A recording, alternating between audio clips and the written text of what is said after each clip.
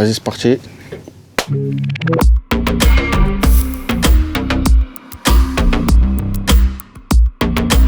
J'ai commencé à l'âge de 15 ans avec un groupe qui s'appelle Prodigy Crew. Et suite après, j'ai fait l'émission de Graines de Star sur M6 présentée par Laurent Boyer. Et tout a commencé ici. Suite à mon premier single, Que vous dire, qui a été écrit par le frère de Leslie. J'ai enchaîné avec Le Mur du Son qui a été produit par Wayne Beckford et ça m'a permis de décrocher une signature chez Sony Music.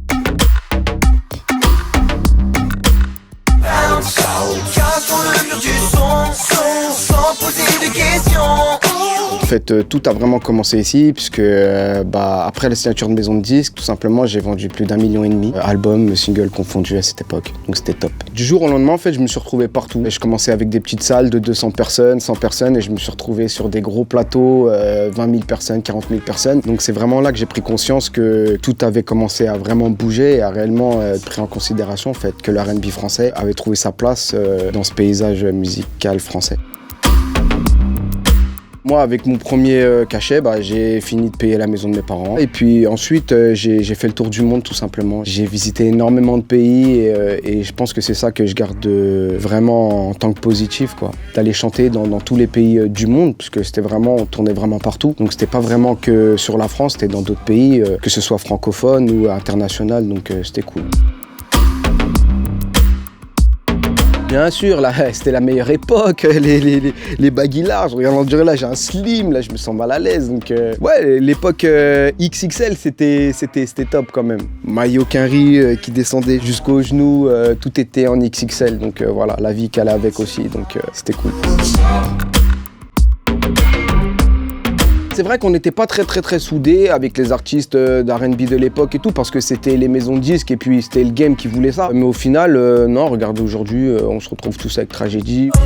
Est-ce que tu m'entends? Eh oh, est-ce que tu me sens? Eh oh. Ou les groupes comme Tribal King ou Matthew Stone. Ou Billy Crawford, la maturité, je pense, on s'entend tous bien.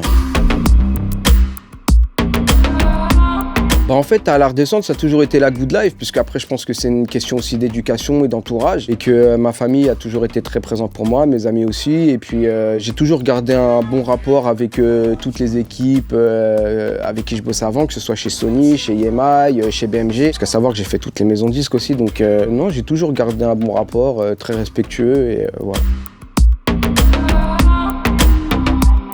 Oui, parce que c'est un plaisir avant tout, c'est quelque chose que j'ai en moi, donc j'ai jamais voulu arrêter vraiment de chanter, puisque quand ça fait partie de soi, ça vient naturellement. Et je viens de ressortir un single qui s'appelle Main de Maître, tout simplement, puisque j'ai un EP qui arrive. Pour la toucher, il faudrait une main de maître. Puis, mis à part ça, je me suis mis dans la production. Donc je produis aujourd'hui des artistes, comme Tyla Lorraine, comme d'autres artistes, donc c'est cool. Production, producteur, c'est un peu mieux, et c'est notre facette, en fait.